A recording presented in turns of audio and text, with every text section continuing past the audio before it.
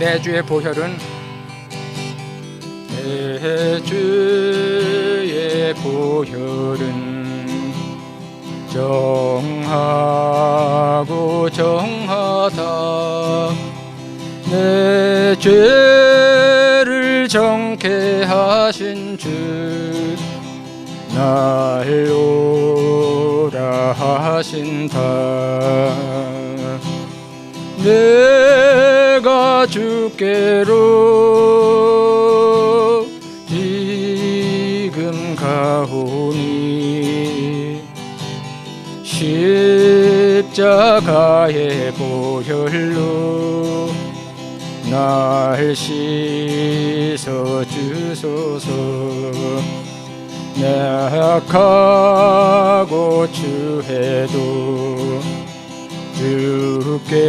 주께로 나가면 힘 주시고 내 추함을 또 씻어 주시네.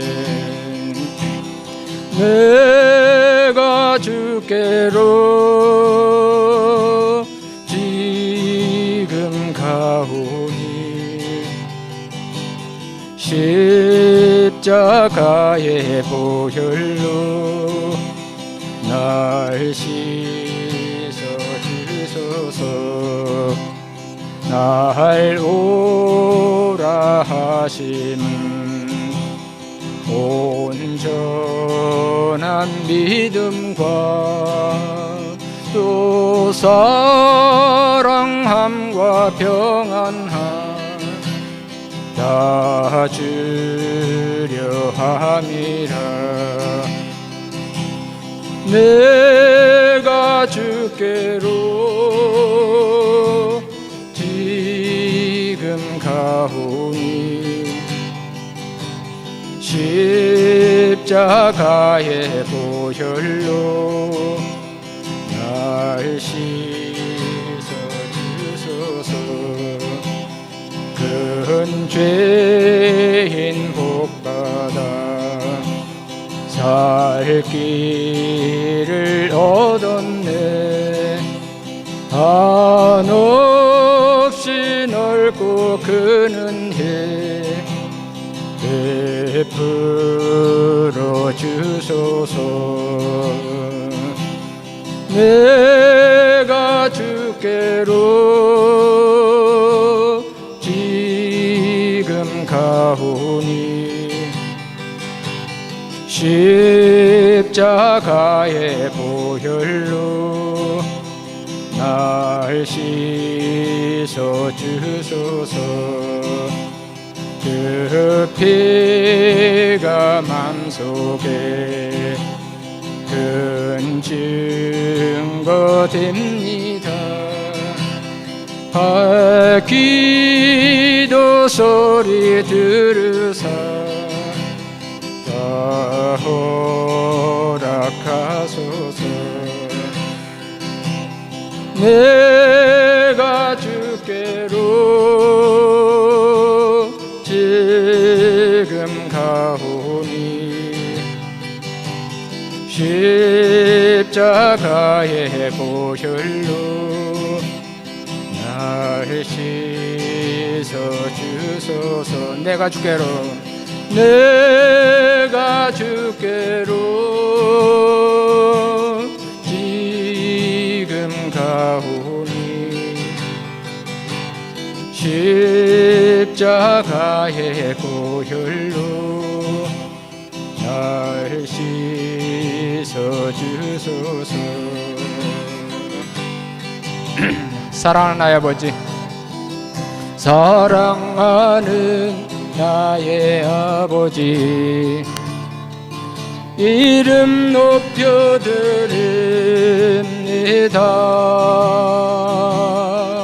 주의 나라 찬양 속에 임하시니 능력에 주께 찬송하네. 전능하신 하나님 찬양 언제나 동일하신 주 전능하신 하나님 찬양 영원히 다스리네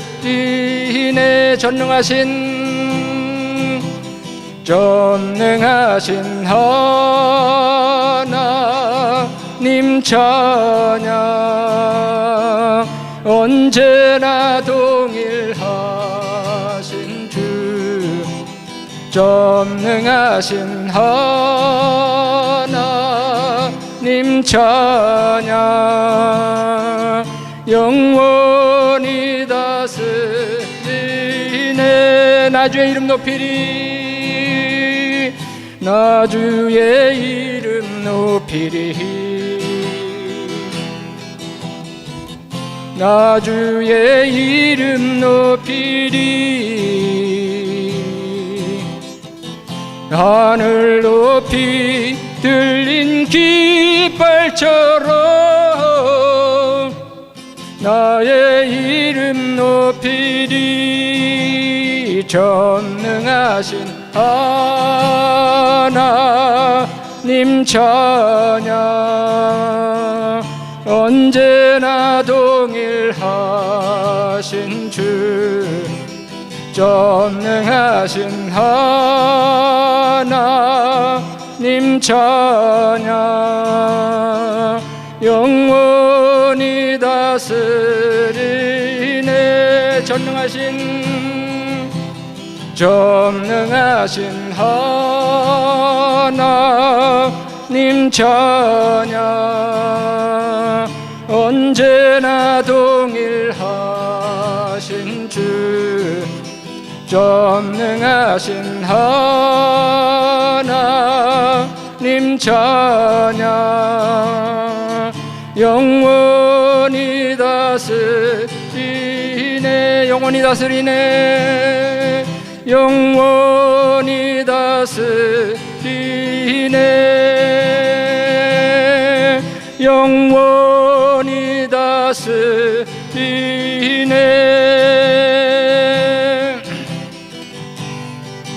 주님 다시 오실 때까지 주님 다시 오실 때까지 나는 이 길을 가리야 좁은 길 나의 십자가 지고 나의 가는 이 길 끝에서 나는 주님을 보리라 영광의 내 주님 나를 맞아주시리 주님 다시 오실 때까지 나는 일어나 달려가리라 주의 영광 온 땅 덮을 때 나는 일어나 노래하리 내 사모하는 주님 온 세상 구주시라 내 사모하는 주님 영광의 왕이시라 주님 다시 오실 때까지 나는 일어나 달려가리라 주의 영광 온 땅 덮을 때 나는 일어나 노래하리 내 사모 온 세상 구주시라 내 사모하는 주님 영광의 왕이시라 내 사모하는 주님 온 세상 구주시라 내 사모하는 주님 영광의 왕이시라 영광의 왕이시라 영광의 왕이시라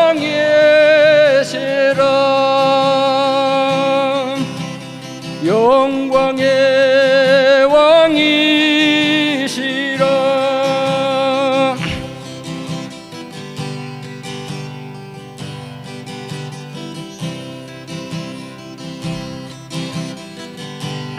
내 안에 사느니 내 안에 사느니 예수 그리스도니 나의 죽음도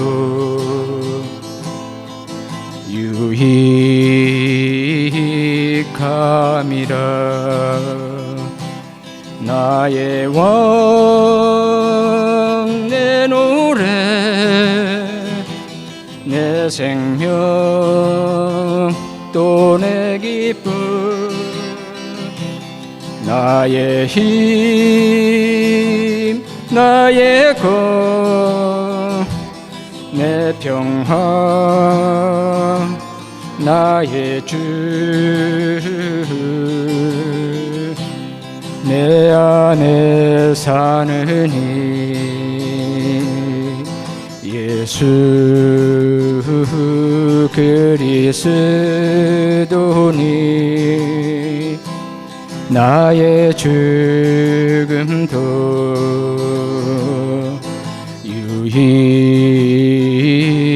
유익함이라 나의 왕 내 노래 내 생명 또 내 기쁨 나의 힘 나의 것 내 평화 나의 주 내 안에 사느니 예수 그리스도니 나의 죽음도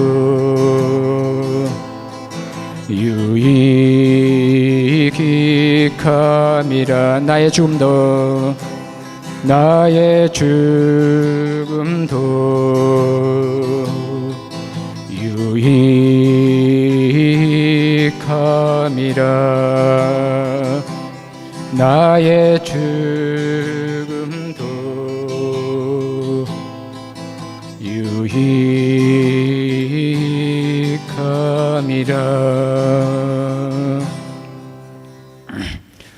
예, 하나님 아버지, 저희들을 주님의 거룩한 성전 삼으시고 참 삶 가운데 내주하시며 저희 삶을 인도하시는 주님, 이 시간도 참 주님의 그 진리의 말씀 가운데 인도하셔서 하나님 아버지, 참 저희들이 참 스스로 알 수 없는 것을 참 모든 것 통달하시는 성령의 참 가르치심으로 하나님 우리의 심령에 새겨 주시옵소서.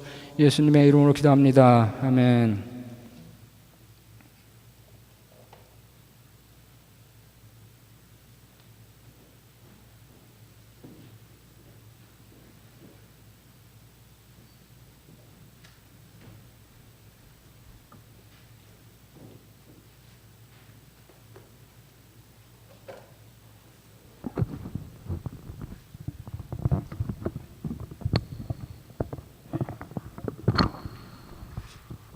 우리 김석환 장로님의 찬양을 통해서 많은 위로와 힘을 얻게 됩니다. 감사합니다. 오늘 분열왕국사 31강 열왕기하 15장 8절부터 12절까지의 말씀을 묵상하겠습니다. 열왕기하 15장 8절부터 12절 말씀 우리 같이 읽도록 하겠습니다. 열왕기하 15장 8절부터 12절까지의 말씀입니다. 그래 길지 않고 부담이 없을 것 같습니다.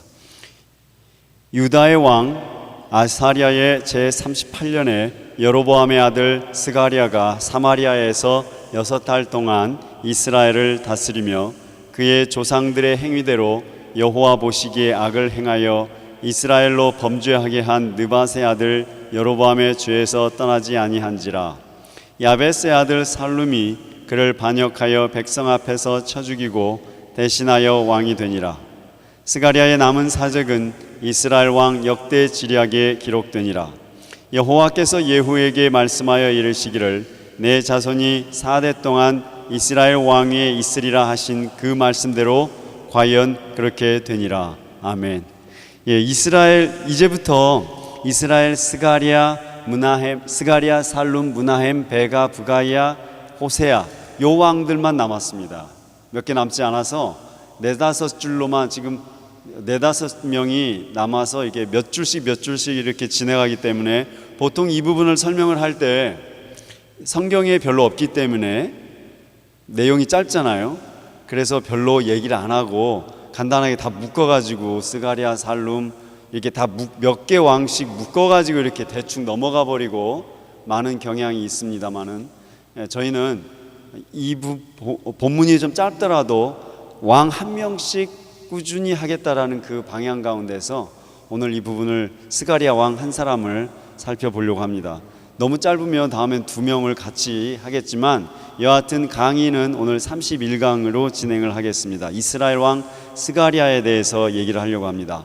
이 내용이 없으니까 성경의 기록이 짧으니까 내용이 그렇게 없을 것으로 우리가 생각하기 쉽지만 이 스가랴 안에도 상당한 내용들이 담겨 있어서 그냥 넘어가지 않고 자세하게 우리 살펴볼 필요가 있을 것이라고 생각이 됩니다. 이스라엘 왕은 하나님의 약속에서 벗어난 왕이라고 보시면 됩니다. 우리 그 문제지에 보시면 31강 문제지에 1번을 한번 살펴보시기 바랍니다. 1번.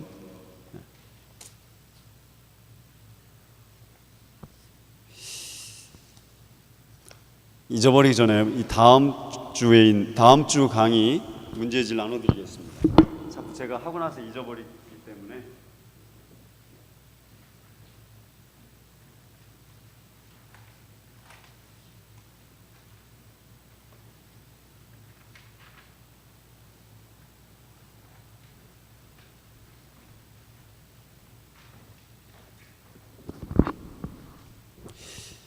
일본 문제 보시면요, 이스라엘 왕 스가랴가 단 6달 동안 통치한 후 암살되었다고 하죠.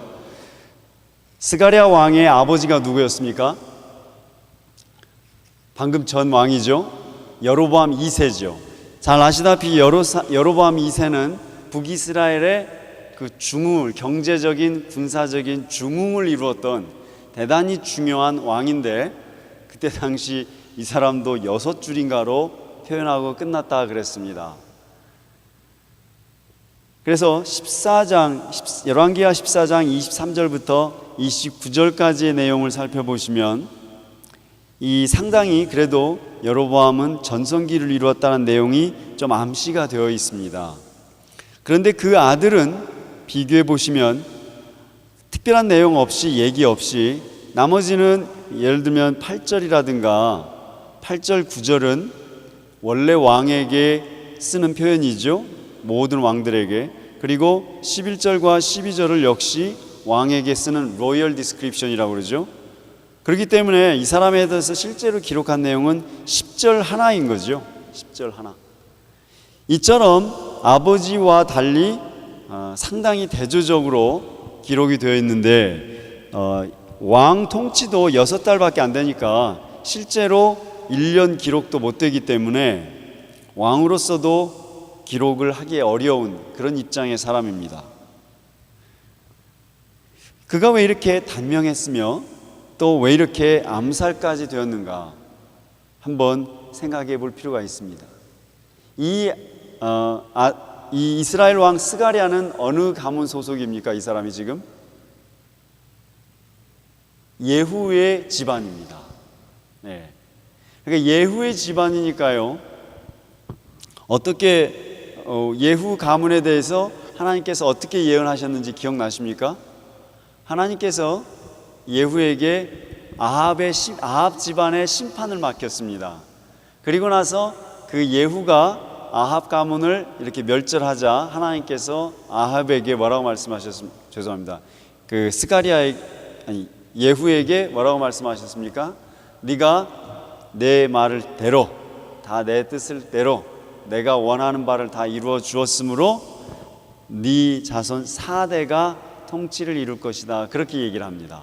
4대. 말하자면 여로보암 2세까지가 4대입니다.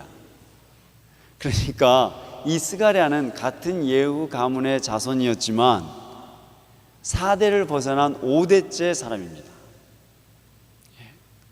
스가랴가. 사실 예후도 그 정치적인 입지로 봐서는요 상당히 불안한 상황이었습니다. 그럼에도 불구하고 암살되지 않고 4대가 내려왔거든요. 이 4대 내려오는 건 쉽지 않잖아요. 왜냐하면 아합 가문도 4대째 이어져 내려오지 어려웠거든요. 근데 예후 가문은 4대째를 내려옵니다. 그리고 이제 5대째 암살이 됩니다. 왜 그랬습니까? 우리 열왕기하 10장 30절 한번 살펴보겠습니다. 열왕기하 10장 30절 말씀 우리 같이 한번 읽어보겠습니다. 580페이지네요. 열왕기하 10장 30절 우리 같이 한번 읽어보겠습니다.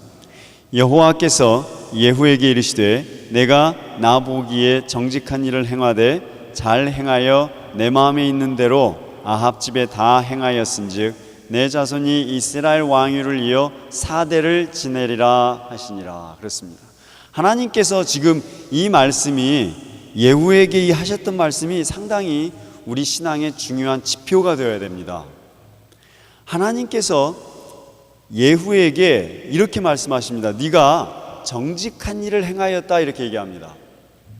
그러나 사실 예후한테 하나님께서 이 말씀을 하실 때에는 그는 무엇을 행했습니까? 사실 거의 100여 명에 가까운 사람들을 죽인 상황입니다. 그렇잖아요. 그냥 아합 가문 앞뒤로 친인척 다 친가 외가 쪽 다 합쳐가지고 그냥 100여 명 가까운 사람을 죽인 사람입니다. 그런 그에게 하나님께서 뭐라고 얘기하셨습니까? 네가 정직하게 행했다. 정직하게 행했다. 그러나서 두 번째 하시는 말씀이 내 마음에 있는 대로 다 아합의 집에 행했다 이습니다. 내가 원하는 대로 했다. 내가 원하는 대로. 하나님께서 원하셨던 건 뭡니까? 하나님께서 원하셨던 것은 죽이는 것이었습니다. 인간적으로 생각을 하면 이거는 오해입니다. 인간적으로 따지면 예후는 살인자고 집단 살인자이기 때문에 전범에 해당이 되고 이렇게 되겠죠. 그런데 하나님 편에서 뭐라고 얘기하시냐면 네가 정직하다는 거고요. 내가 원하는 대로 했다고 하나님께서 얘기를 하십니다. 그리고 나서 축복을 하시죠. 이것이 상당히 중요합니다. 사람 눈에는요, 사람의 눈과 판단이 다를 때가 너무 많습니다. 하나님과 사람이 보시는 게 극과 극일 때가 많습니다. 우리 사람들은요, 우리 눈에 좋게, 사람의 눈에 좋게 이렇게 타협하고 이렇게 만들어가는 경향이 상당히 큽니다. 하나님의 뜻을 분별하지 않았다는 거예요. 하나님의 뜻을 어느 때 분별하면 사람과 어려움을 겪을 수 있고 관계가 어려움을 겪을 수도 있습니다.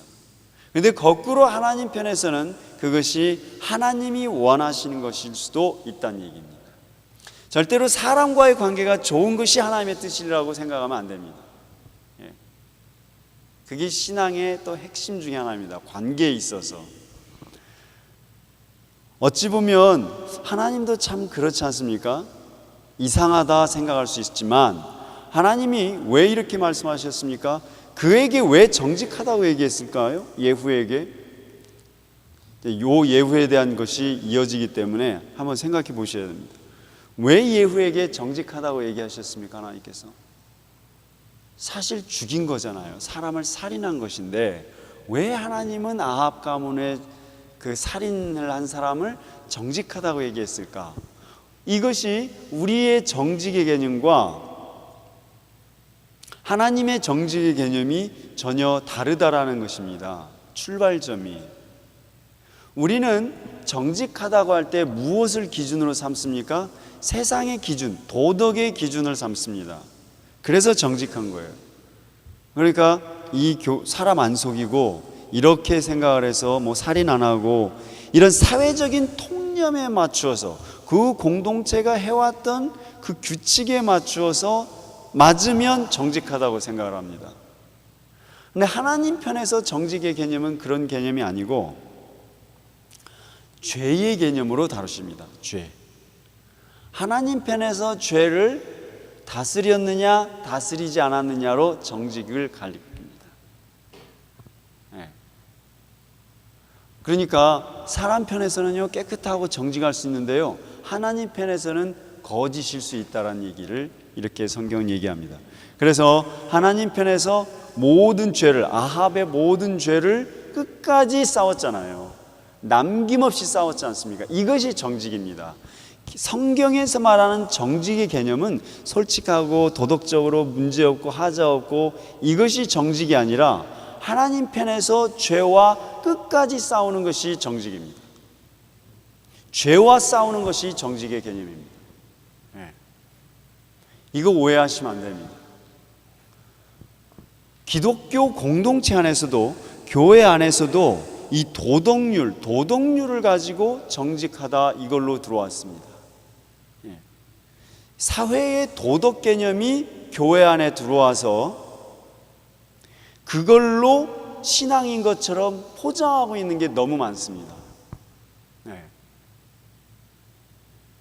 사회에서 정직하고 도덕적으로 깨끗하고 그러면은 이 교회 안에 있는 사람들이요, 공동체 안에 있는 사람들 다 문제 없는 거예요. 아무도 죄인 아니에요. 그런데 하나님은 그렇게 기준을 잡고 계시지 않습니다. 하나님은 누가 정직한 자라고 얘기하셨습니까? 죄와 끝까지 싸우고 죄와 끝까지 회개하는 자입니다. 하나도 남김없이 죄와 싸우는 자입니다. 그렇게 따지면 만약에 지금 우리 갖고 있는 기독교 개념으로, 신앙의 개념으로 따지면요, 우리는 다윗을 신앙의 선배로 생각할 수가 없습니다. 왜요? 다윗은 뭡니까? 다윗은 첫째 강간범이거든요. 둘째 사생활을 낳고 혼외정사한 사람입니다. 그렇기 때문에 어떻게 보면 그럼에도 불구하고 하나님은 끝까지 그 다윗을 통해서, 그가 낳은 자식을 통해서, 그가 범한 여자를 통해서 메시아를 끝까지 약속하셨잖아요. 그래서 예수의 족보내에는 4명의 여자가 있는데 그 4명의 여자가, 그러니까 예수님의 위에 있는 가문에 다윗의 증조 할머니 다 누구예요? 중에 한 분은 창녀시고요, 한 분은 이렇게 들어 우리아 안에 밧세바잖아요. 그렇지 않습니까? 또 룻은 어때요? 이방 여자잖아요. 예수님의 족보 안에 들어와 있는 4명의 여인은요, 하나같이 그 사회에서 뭡니까? 천대받는 정도가 아니고 멸시하고 죄인 취급하던 여자들이었습니다. 그들이 예수의 족보 안에 들어가 있습니다. 이 말은 우리의 도덕의 개념과 하나님 안에서의 그 도덕의 개념이, 말은 같은 말을 썼지만 아무 상관이 없다는 얘기입니다. 아무 상관이 없습니다. 그러니까 우리가 신앙 공동체 안에 들어올 때 내가 무슨 죄인인가에 대한 개념이 없습니다. 오늘날 내가 죄인이라는 그 개념이 없어요. 왜? 내가 무슨 살인을 했어, 내가 무슨 사기를 쳤어, 내가 무슨 이간질을 했어, 내가 무슨 거짓말을 했어, 일주일 내내 깨끗하게 살았는데, 내가 감옥 갔다 온 것도 없는데. 그렇기 때문에 이 성전문을 들어오면서 우리는 아무도 회개하지 않습니다. 왜? 내가 하나님께 범죄한 사실이 없는데, 회개할 이유가 뭐가 있는데? 그 간절함이 없습니다. 우리는 간절함이 없어요. 우리 100년 전에 우리 조선 땅에 우리 선배들이 가졌던 그 간절함, 2박 3일 걸쳐서 쌀을 이고지고 먹을 것 이고지고 가져와서 그 산골짜기에서 예배드렸던 그 간절함, 그거 없어요. 그 뭘 말하느냐면요, 죄에 대한 인식이 없어요. 죄에 대한 인식이, 그리고 죄에 대한 인식이 없는데 어떻게 회개하겠어요? 죄에 대한 회개를 안 했는데 어떻게 하나님의 말씀이 들어오겠어요? 어떻게 그 하나님의 말씀이 간절하게 들어오겠어요? 하나님의 말씀이 간절함으로 내게 들어오지 않는데 어떻게 성령이 역사하시겠어요? 어떻게 내 영이 깨어나겠습니까? 우리의 영은 우리 속사람이라고 표현하잖아요. 사도 바울은 우리의 속사람이 표현합니다. 왜 속사람이라고 표현했습니까? 우리의 영이 우리의 육신, 우리 보이시는 육신 있죠? 우리의 육신 안에 갇혀 있습니다. 신앙을 통해서 예수 그리스도를 만남으로써 이 영이 예민해지고 깨어나야 됩니다. 이 영이 깨어나면 보입니다. 그런데 이 육신에 갇혀서, 우리의 사고와 육신에 갇혀서 우리의 영이 계속해서 죽어서 신음하고 근심하고 있는 거죠.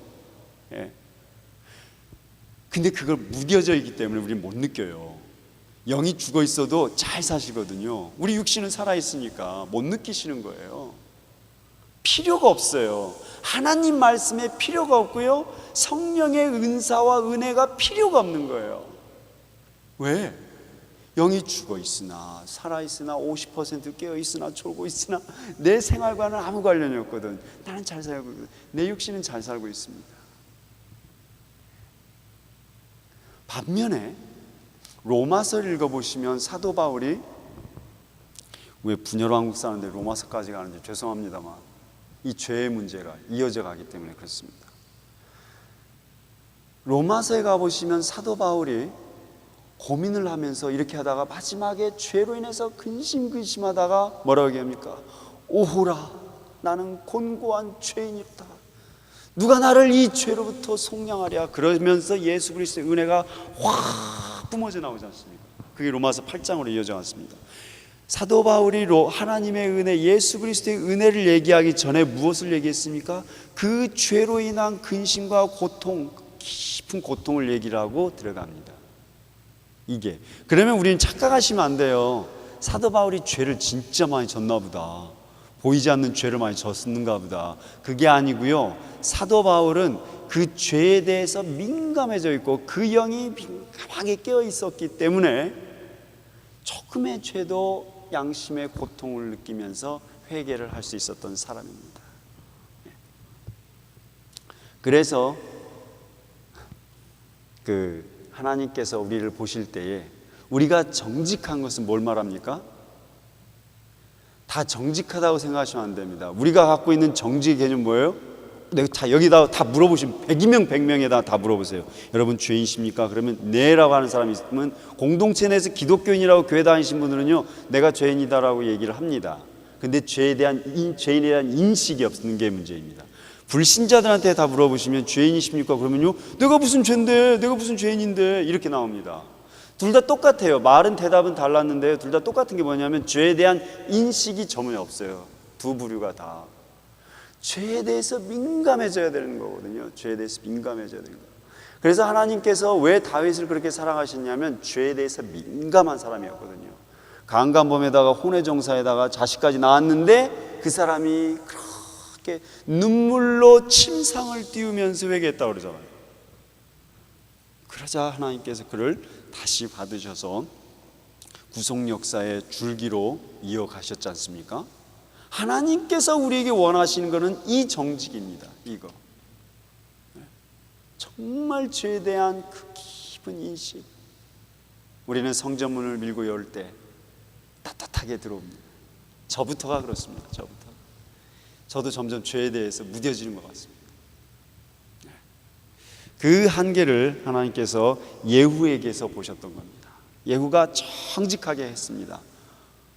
그러나 절대 그 정직이 지금 우리가 생각하는 정직이 아니라고 생각하셔야 됩니다. 그 정직은 철저히 살인했답니다. 하나님이 원하시는 대로 사람을 쳐 죽였습니다. 100명 가까운 사람을.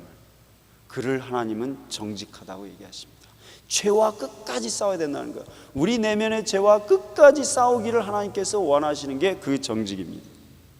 그렇게 해서 4대를 축복하신 다음에요, 2번 문제 한번 살펴보시겠습니다. 오늘 우리 본문 다시 돌아와서 2번 문제를 보시면 스가랴 왕에 대해서 평가가 아주 무미건조하고 형식적입니다. 이게 15장 9절을 보시면요, 그렇잖아요.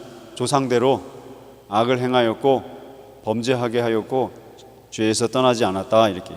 이건 모든 왕이 했던 말입니다. 그렇잖아요. 예. 이 9절 말씀은 지금까지 모든 왕들에게 다 똑같이 썼던 말입니다. 말하자면 스가랴 왕에 대해서는 기록은 해주긴 해주지만, 예, 어쩔 수 없으니까 해준 거예요. 불과한 겁니다. 열왕기서 기자가 전혀 관심이 없다는 얘기입니다. 스가랴 왕은. 왜 성경이 이와 같이 표현하고 있느냐는 것입니다. 왜 스가랴 왕에 대해서 이렇게 했느냐. 네. 하나님의 약속에서 벗어난 사람입니다. 네.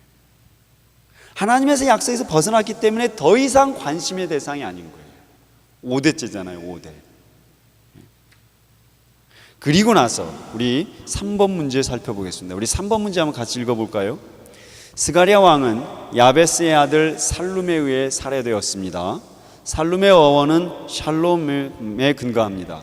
여기에서 솔로몬, 압살롬의 이름이 파생되었습니다. 스가랴 왕이 살룸에 의해 암살되었다는 의미를 생각해 보시기 바랍니다. 그렇습니다. 자, 이 10절, 야베스의 아들 살룸이 그를 반역하여 백성 앞에서 쳐 죽이고 대신하여 왕이 되었다, 이렇게 얘기하죠. 요 10절 말씀 하나에서 이제 우리가 묵상을 해야 됩니다. 야베스의 아들이라는 것은 야베스 사람이 아니고 지역입니다. 야베스 출신의 살룸이 반역하였는데요, 백성 앞에서 쳐 죽였다 그러죠. 자, 이것이 무엇을 의미할까요? 백성 앞에서 누구를 쳐 죽여요? 왕입니다. 사실은 왕, 이스라엘의 왕. 근데 그 백성 앞에서 쳐 죽였답니다. 무엇을 의미할까요? 무슨 얘기를 할까요? 지금 그러니까 이게 요 9절에 다 이렇게 메시지가 들어가 있어요. 여러분, 만약에 이렇게 생각해 보세요. 우리가 대통령이 있습니다. 이 대통령이 있는데 대통령을 국민들이 보는 앞에서 뭐 살해하거나 뭐 총으로 쏜다거나 그럴 수 있을까요? 아니지겠죠. 어찌됐건 대통령이기 때문에, 못된 사람이든 어찌됐건 대통령이기 때문에 누가 대통령을 공격하면 어때요? 누구든지 공격을 하거나 막거나 이렇게 할 겁니다. 암살범을 공격하거나 이렇게 했을 겁니다. 그런데 여기 이 사람은 살룸이 와서 죽이는데 백성이 보는 앞에서 그냥 죽였어요. 아무도 돕지 않았다는 얘기입니다. 아무도 관심을 두지 않았다는 얘기입니다. 적어도 6개월을 통치했는데, 적어도 이스라엘의 왕이라고 불렸던 사람인데, 그리고 예후 가문에 지금 몇십 년째 왔던 가문 아닙니까? 그 가문의 왕이잖아요. 그 직전 아버지 여로보암 2세 때는 큰 군사적으로 중흥을 이뤘던 집안인데, 그 집안의 아들을 죽일 때, 암살범이 죽이려 할 때, 쿠데타를 일으킬 때 아무도 백성이 보는 앞에서 죽였다, 이런 표현을 상징하고 있습니다. 무슨 말일까요? 하나님이 손대지 않으셨다는 얘기입니다. 하나님이 약속하신 대로 하신다는 얘기입니다. 우리 이게 하나님이 약속하신 거 있잖아요. 하나님의 약속을 하나님의 약속을 이루신다, 그런 말씀을 쉽게 하시는데 그 말씀을 체험하셔야 됩니다. 하나님은 약속하셨잖아요. 하나님은 말씀하셨잖아요. 그 말씀대로 이루십니다. 예후에게 말씀하셨죠. 4대까지 축복 주시겠다. 5대째 어떻게 돼요? 그 아들 통치 6개월간 하고 말고 나서 암살되는데 아무도 관심을 안 주는, 하나님은 어미하신 겁니다. 하나님은 그의 자기가 원하는 대로 자기의 마음을 헤아려 준 그 예후가 고마워서 4대까지 축복해 줄게 약속하셨지만 그의 집안의 죄도 심판하시는 거예요. 그 죄에 대해서는 철저하게. 그래서 그 아들 5대째 가서는요, 철저하게 심판하신 겁니다. 하나님은 약속하신 대로 이루십니다. 그 말엔 두 가지 뜻을 내포하고 있습니다. 하나님은 자기가 하신 약속을 철저히 이루십니다. 그러나 하나님이 약속하지 않은 것은요, 철저히 외면하십니다. 예. 그래서 은혜와 심판은 같이 간다 그랬습니다. 예. 착각하시면 안 돼요. 하나님이 심판하신다고 해서 벼락치고 말고, 이거는 은혜에 속하는 겁니다. 사실은 하나님의 심판은 무엇입니까? 로마서를 통해서 제가 계속 얘기 드렸습니다. 하나님의 심판은 무엇이었습니까? 유기입니다. 유기. 하나님의 심판은 무엇이에요? 네 마음대로 해라, 내버려 두시는 것이라 그랬습니다. 그래서 하나님께서 인간을, 죄를 심판하실 때 그 죄의 소욕대로 놔두셨습니다. 네 마음대로 해라. 그러니까 어떻게 됐습니까? 사람들이 죄가 남자가 순리를 바꿔서 남자를 여자를 그 죄를 발전시켜 나간다 그랬습니다. 네 마음대로 살아라. 죄 속에서 살아라. 이게 하나님이십니다. 하나님은 그가 하신 약속을 철저하게 이루시지만 반대로 약속을 두지 않은 자들 철저히 외면하십니다. 이 말은 더 한 단계 더 나가서 어떻게 해석할 수 있습니까? 죄에 대해서는, 우리가 하나님의 약속에 대해서는 철저히 순종하고 믿고 나아가야 되지만 죄에 대해서는요, 그 반대로 철저히 미워해야 된답니다. 그래서 사도 바울이 뭐라고 얘기했습니까? 우리가 죄와 싸우기까지는 어떻게 해야 된다고요? 죽기까지 싸워야 된다고 그랬습니다. 죄와는 죽기까지 싸워야 됩니다. 이게 하나님의 법도가 아니라면요, 죽기까지 싸워야 됩니다. 이게 신자의 멘탈입니다. 그래서 신자는요, 그런 성격 가지면 신자가 제대로 될 수가 없어요. 이래도 흥, 저래도 흥, 물에 물 탄 듯, 술에 술 탄 듯. 이거는 하나님의 신자의 온전한 도리가 아닙니다. 우리 공동체 내, 신앙 공동체 내, 기독교 공동체 내 신자의 내면 속에 분명히 죄의 요소가 있으면 그 죄의 요소를 밝히 기도해 줄 필요가 있는 것입니다. 넘어갈 일은 아닙니다. 저는 절대 그런 성격 안 씁니다. 죄는 죄고요, 은혜는 은혜예요. 예수 그리스도가 모든 사람을 위해 다 죽었나요? 예수 그리스도의 십자가는요, 구원받을 자들을 위해서 십자가를 주셨습니다. 모든 만민을 위해서 십자가 지지 않으셨습니다. 이게 장로교 신학입니다. 이게 싫으면 감리교로 가야 되는 겁니다. 네? 네. 감리교는 모든 만민, 십자가가 모든 만민을 위해서 되어 있는 거고요, 장로교에서의 신학은 좀 다릅니다. 그래서 리미티드 어톤먼트라고 얘기하죠. 제한적 구속이라 얘기합니다. 그 의미가 더 성경적인 것 같습니다. 맞습니다. 하나님의 약속에서 벗어났을 때는요, 여지 없습니다. 하나님의 그렇게 하신다는 얘기는 뭐냐면, 반대로 하나님이 약속하신 것에 대해서는요, 목숨 걸고 지키신다는 거예요. 하나님께서 그가 약속을 주신 자들에게는요, 하나님이 자기의 생명을 걸기까지 해서 구원하고 찾으신다는 얘기입니다.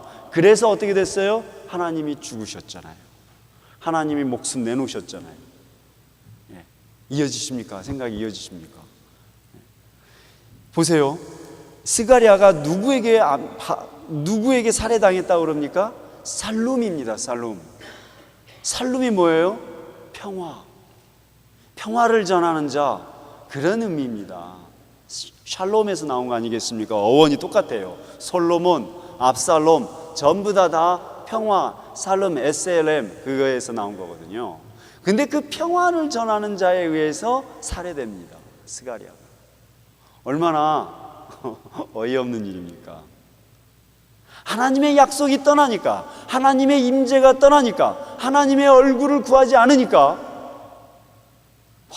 아무것도 소용없는 거예요. 그 위대한 집안의 가문, 그 아들 소용없습니다. 이렇게 의미 없이 사라져 갑니다. 그런 가운데 자, 이제 4번 문제입니다. 스가랴 왕의 통치의 결론으로 열왕기 기자는 예후에게 하신 여호와의 약속을 언급하고 있습니다. 12절 말씀입니다. 여호와께서 예후에게 말씀하여 이르시기를 내 자손이 4대 동안 이스라엘 왕위에 있으리라 하신 그 말씀대로 과연 그렇게 되더라. 이 표현은 다른 데서 안 나옵니다. 왕에 대해서 표현할 때 여기에서 나옵니다. 다시 한번 잘 눈으로 읽어보세요. 뭐라고 얘기하냐면요, 여호와께서 예후에게 말씀하여 이르시기를 내 자손이 4대 동안 이스라엘 왕 위에 있으리라 하신 그 말씀대로 과연 진짜 그렇게 되더라. 말씀대로 진짜 그렇게 되더라, 이 말입니다. 지금 열왕기서의 기자의 심정이 어떨까요? 지금 심정이 어떨까요? 말씀대로 과연 진짜 그렇게 되더라, 이 말을 쓸 때 이 사람의 심정이 어떨까요? 놀란 거예요. 그렇구나. 하나님 살아있구나. 하나님 말씀 진짜구나. 하나님 말씀 말해놓고 나중에 가서 잊어버리고 그런 거 아니구나. 경외심이 들어있습니다. 지금 과연 그렇구나, 말씀대로 과연, 이 두 단어에 경외심이 들어가 있어요. 하나님 장난 아닙니다, 이 소리예요. 정말이네. 말씀대로 되네. 말씀대로 되네. 말씀대로 되네. 얼마나 무서웠겠어요, 열왕기서 기자가. 이겁니다. 4대 동안 이스라엘 왕 위에 있으리라 하신 그 말씀대로 정말 그렇게 되더라. 우리 하나님 말씀하신 대로 되는구나, 이 말씀을 이렇게 적고 있습니다. 하나님 살아계십니다.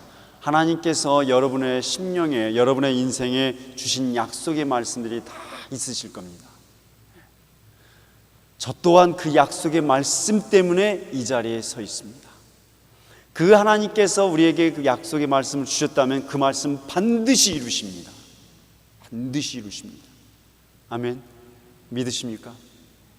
그렇기에 어떤 상황과 조건 속에서도 우리는 기뻐함으로 승리하며 나아갈 수가 있는 것입니다. 하나님께서 여러분을 말씀으로 붙드셨습니다. 하나님께서 여러분에게 말씀하시고 그 말씀으로 축복하시고 내가 너를 축복하겠노라, 내가 너에게 말했더라, 내가 너를 말씀으로 채우리라 말씀하셨으면 그 말씀 그대로 이루어집니다. 하나님 믿으시고 기뻐하시는 인생 사시기 바랍니다.